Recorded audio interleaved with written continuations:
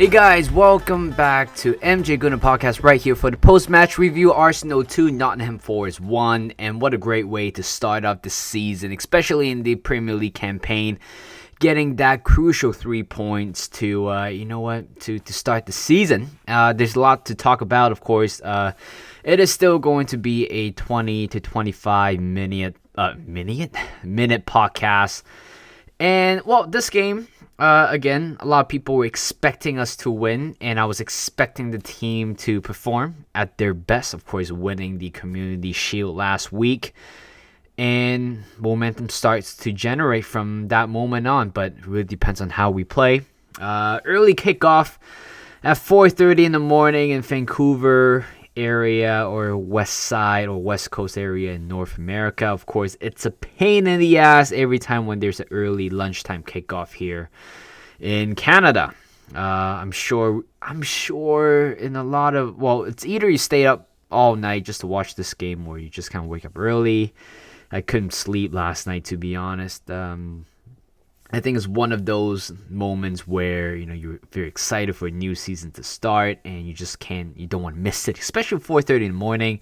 And guess what? I slept at 1:30, woke up at 3, and I was like, you know what? The team sheet's going to come out in 30 minutes. I'm going to wait for that, and then I'll wait for an hour just for the game to start off and realize that the e-ticket system, I believe so, in the Emirates Stadium was down, leaving thousands of fans right outside of the stadium waiting, which means that the delay, it's on pretty much for 30 minutes. I was a little bit pissed off about that because I could have probably gotten a little bit more sleep than just an hour and 30 minutes. But mentally, I am quite ready for the task today, ready for the game today. But looking at the starting lineup, it was very interesting. Of course, the most notable part of the lineup, it's gone, is Big Gabby, sitting on the bench today, and Rob Holding and also Kieran Tierney, both of them are not didn't travel with the squad. I think that's pretty much sums up the future of Kieran Tierney at the moment. I don't know, is it because of that slip or that goal from Cole Palmer, or the attack on the right hand side that kind of left Arteta thinking about his whole future of that. I mean, technically you can possibly play Kivior in that area, but based on what happened to the last game, maybe Kieran Tierney was the best fit, but that one slip or that one moment from KT was certainly a moment to forget in his career, especially in his late Arsenal career. That's why he's not selected, and I'm sure another reason is pretty much the deal with Real Sociedad at the moment. I believe the deal is advancing at the moment, so I think Arsenal is still trying to sell him permanently. Trying to get a little bit of cash so we can invest that money elsewhere.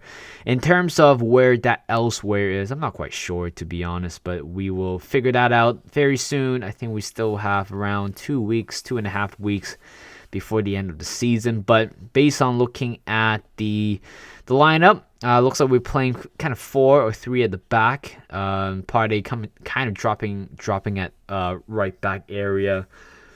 And you Ben White, Saliba, and also Jurgen Timber playing as the left back, and you have kind of Declan Rice playing as lone 6, and then you have Martinelli, Kai Havertz, Odegaard, Saka, and also having Eddie Nketiah up front.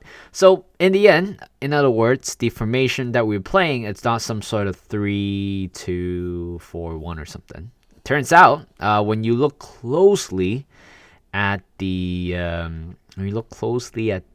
lineup, it was actually 3-1-6. So I was very doubtful in terms of how we want to approach the game.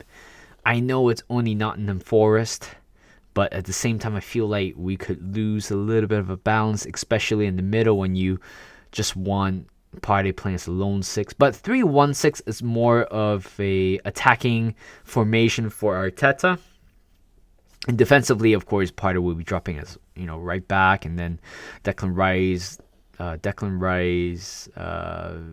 Kai Havertz, and also Odegaard forming the triangle in the middle. I think that's how it was throughout the whole game, to be honest. But I was extremely doubtful with the formation. I don't think we have kind of seen that so far in the preseason. So especially coming off a great win against Man City in the end.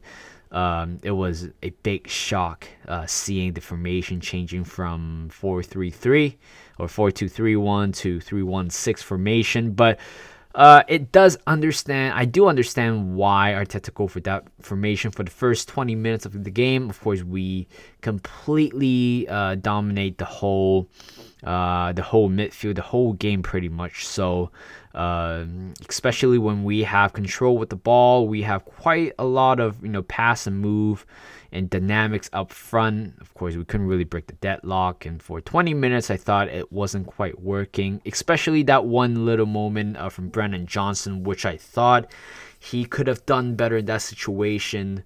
I think it was Bowley heading the ball right back at the Arsenal defensive line, and a little bit of a switch off at the Arsenal back three, allowing Brendan Johnson to go through one-on-one with the goalkeeper. But again, a little bit of inexperience in that area kind of caused Nottingham Forest scoring that early goal. But yeah, I think Ramsdale did pretty well in that situation, coming out just to close down the angle. But honestly, it was in between Brendan Johnson and also Aaron Ramsdale. But thankfully, Brendan Johnson put the ball out wide for a goal kick. And later on, 25 minutes in, we are getting a little glimpse of hope, and also a little bit of a success with the formation. And suddenly, out of nowhere, was a corner kick coming out. I believe so. It was Martinelli starting everything, winning the ball back. He was against Aurier, of course, the past Tottenham player. And he literally spun that dude all over the place throughout the whole game. But that assist was very, very impressive. I don't know if he meant it the way how he... Well, let's start how he kind of kept the ball. Kept the ball very nicely. Of course, it was pretty much him against Aurier on the left-hand side. Winning the ball back, keep the ball in possession, try and take on one-on-one with Aurier. And by the time when he tried to make a cross or trying to cut inside, a very brilliant move by him. That little spin to the middle, the ball drops to or falls to a roll to Eddie Nketiah. Again, Eddie, it's that type of player who I think is very potent in terms of being in the 6-yard or 12-yard area in front of goal. And Eddie got the ball he done it very nicely, especially he wasn't panicking at all, trying to skip one defender, at least trying to keep the ball on his right side, and literally drills that one in. And Walro, I believe so, the defender, the captain for Nottingham Forest, took a deflection, and Matt Turner returning to the Emirates for the first time after signing for Nottingham Forest, of course, making his first ever Premier League start for the American.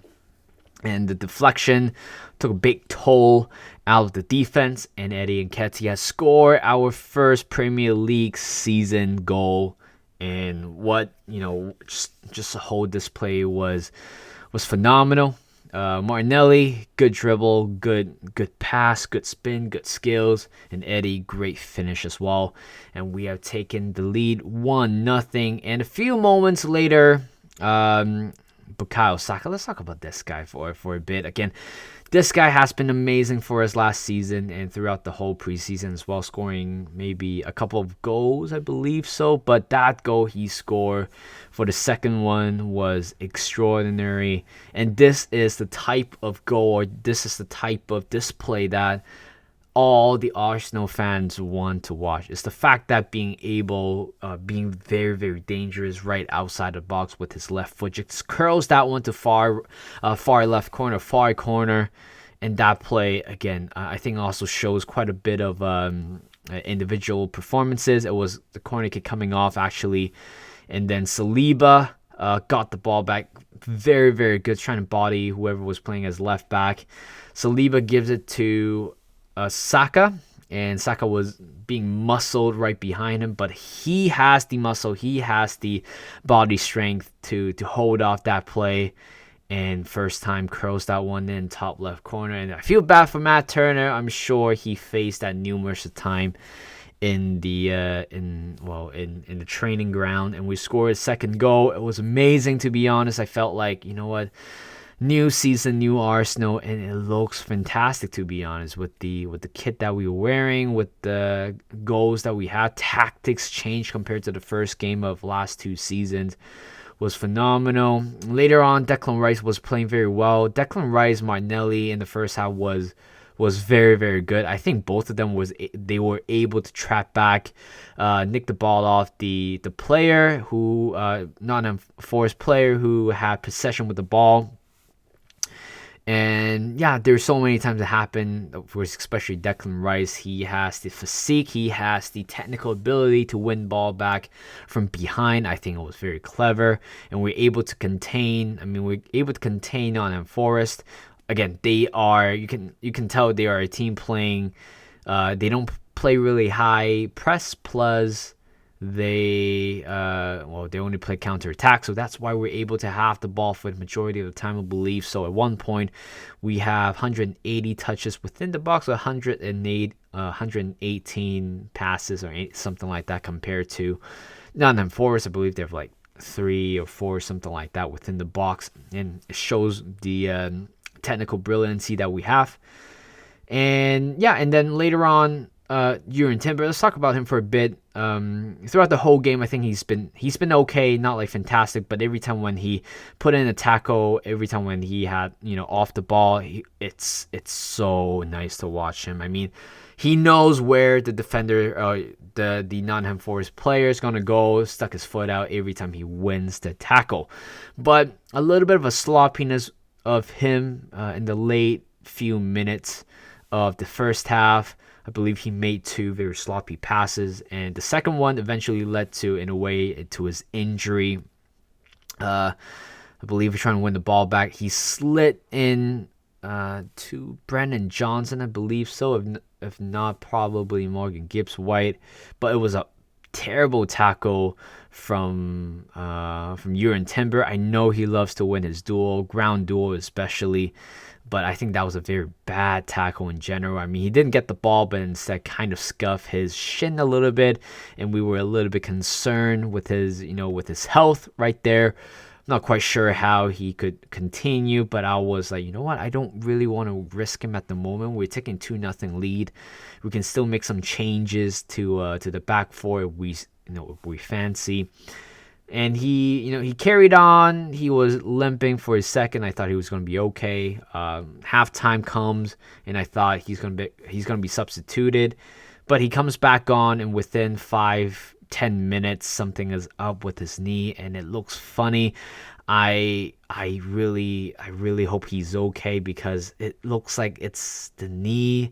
I really hope it's not the ACL or anything with the MCL, anything like that, especially not any of the tendon or ligament on his knee. I hope it was just a knock. I hope so, but he kept posting. He kept posting a lot of or sharing a lot of pictures on Instagram. It looks like he might be still in a good vibe about that, and there's no update in terms of how he is. So I was a little bit worried, but I'm still actually very worried at the moment, because I don't want to lose him at the moment. 45 million for a player like his caliber, it's a complete bargain, and I'm thankful that we have him. To be honest, I didn't know who he was before he signed. And right now, everybody knows. I think he's very underrated. I think he is going to be the breakout player of the season, especially being in the Premier League environment for the first time. And hopefully he's going to be okay. I really hope so, because if he actually gets injured and is going to be out for quite a bit, I'm sure Kieran Tierney might have to stay and provide extra coverage on the left-hand side. If things didn't go quite well like last season, Later on, Tomiyasu coming on. He's doing great, honestly. He played very safe. He is very calm on the ball. But again, the only thing that Tomiyasu can improve is pretty much his end product. I think there was one play between him and also Martinelli on the left hand side, and I think there's there's another word for that. Yes, I think Tomiyasu was playing quite conservatively, trying to keep possession with the ball, but at the same time, not sure if he's trying to gain confidence through those types of play. But I think he did fine defensively as well. And 70 minutes in, honestly, we've been doing the same thing. It was a little bit boring at first. It was a little bit dull. I feel like we're not going anywhere. Trossard coming on later on for, I believe it was, who it was? I think Martinelli? Is it Martinelli? Or something like that. Somebody, Trossard coming on, and I thought he looked bright again. I don't know what he needs to do in order to start, but if he's okay to become an impact player, I'm sure he will glad to play in that area, because right now, based on what Martinelli did, you don't want to drop Martinelli. And for the past 2-3 weeks of Trossard form, whether it's in preseason or Community Shield, you cannot drop him as well. But Trossard is definitely the first player that you look onto the bench every time when you need somebody to make an impact. And Trossard make pretty much quite of an impact, despite didn't really score goals, but when he came on, it was brilliant. But 70 minutes in, and this is where I still criticize Arteta quite heavily, is the fact that the lack of dynamics. At one point, it was boring duel. I feel like we're not quite doing anything. So at that moment, it looks like we are not trying to kill the game. I felt like we're not, or we don't quite have that much of an opportunity to kill the game. If that's the case, why not just change the formation? Why not asking Gabriel coming back on to form a back four, and then having Trossard playing on the left or in the middle, replacing Nketiah with somebody else, or replacing Havertz with somebody else, but changing the formation a little bit, trying to gain a little bit of momentum through a different formation. He didn't do that. Pretty much, he kind of stick with the formation, the 3-1-6, and it actually didn't go quite well in the last 10 minutes. Of course, Awanyenri, I think that's how you pronounce his name, score another one. But you got to give all the credits to Elanga, of course, joining from Manchester United. I still can't believe United decided to sell him for 15 million. Elanga looks very good on the left-hand side. But yeah, it was... Okay, we lost the goal through the transition. I think a few players could be blamed that. Saka probably just kind of, stopped the play by pulling down Elanga or even Declan Rice, but it was very exposed on the left hand side. Ben White could have probably closed down Elanga. I think at that moment, maybe Trossard can cover for him, and Ramsdale was a little bit, positional-wise, might be a little bit off, but again, from that close of a range, it's really tough to blame Ramsdale. But yeah, it kind of ruined the Saturday morning a little bit. I mean, I will feel better if we score, if we win 2-0 compared to 2-1. I think we're still having problems getting a clean sheet, especially at home. It's tough to watch. I mean, I don't remember the last time where we won an opening game at the Emirates. Shoot. Oh my God. Honestly, the last time we might have probably won the opening game at the Emirates was 2017, 2018. Winning against Leicester 4-3. It was that game, like I said, scoring the first goal and Giroud with the last minute header. I think that could be the last game it happened. Yeah, I mean, wow. That's 6 years ago. But I mean, overall, we play well, but honestly, I'm sure a lot of Arsenal fans are quite of how do you call it? Like a perfectionist. a perfectionist or something like that. We want it to be perfect, and unfortunately, today's game wasn't quite perfect at all. Arguably, first half was very perfect in a lot of ways, but the second half was completely unnecessary in certain play. But well, in the end, we won it 2-1, and yeah, I believe we were second after winning the game, but Newcastle winning or thrash Aston Villa. A couple of teams won as well. Arsenal sitting at fourth at the moment, but doesn't quite mean a lot of stuff at the moment. But yeah, let's do a player rating. I don't do that stuff quite a lot, but I'm sure let's try to be a little bit, in terms of the content, I want it to be a little bit fresh. And Rams, I'll give it didn't really do much, to be honest. 8 out of 10, I believe. So again, I can't really warrant him a 9. Maybe done a little bit better with the goal. Ben, I give it an 8 as well, solid, and of course the goal as well. Saliba, I'll give it an 8. How about that? Give it an 8. I give it an 8 for that. Was solid again. You can't really get past this guy. Ewan Timber, I give him a 7. It was quite quiet for him. Won a few tackles, but I think eventually that 7 kind of came from the foul that he had, which I thought was not necessary, because if he didn't commit that foul, I think he would still be okay.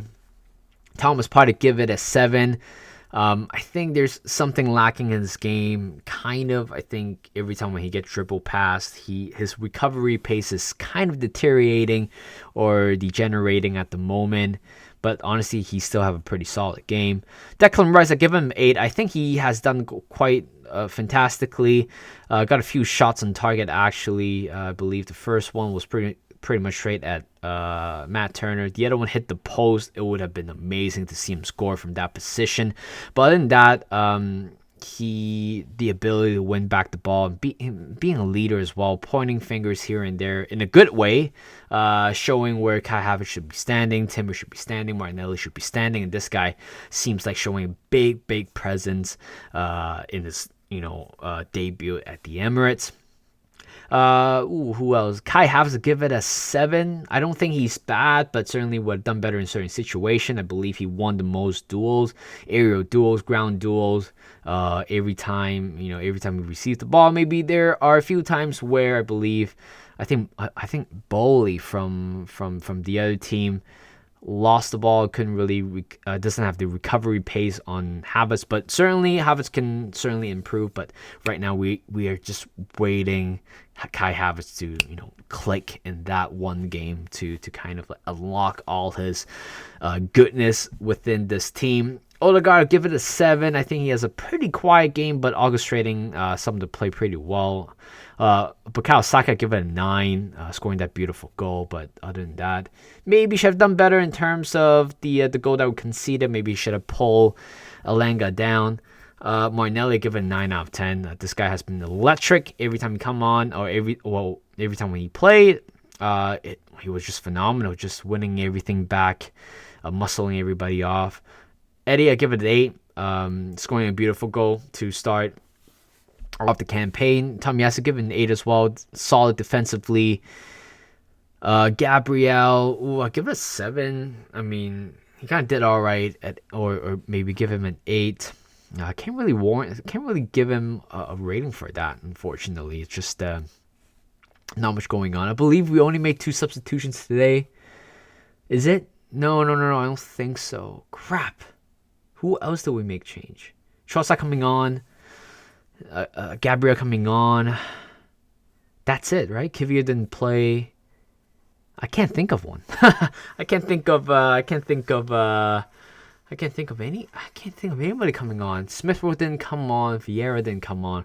Well, I'm sure we only made 2 changes. So, yeah, that's pretty much the end of the first league of the season, getting 3 points. And right now we have to wait till next Monday, actually, which is 8 days away. It's a painful wait, but you know what? At least Premier League is back. So thank you guys for watching or listening. Hope you guys enjoyed this podcast. Do all the good stuff to the channel, and I'll see you guys I almost messed up. Oh my god, I messed up my outro. I don't do that quite often. But hope you guys enjoy the episode. Do all the good stuff to the episode or to the channel. And I'll see you guys in a bit.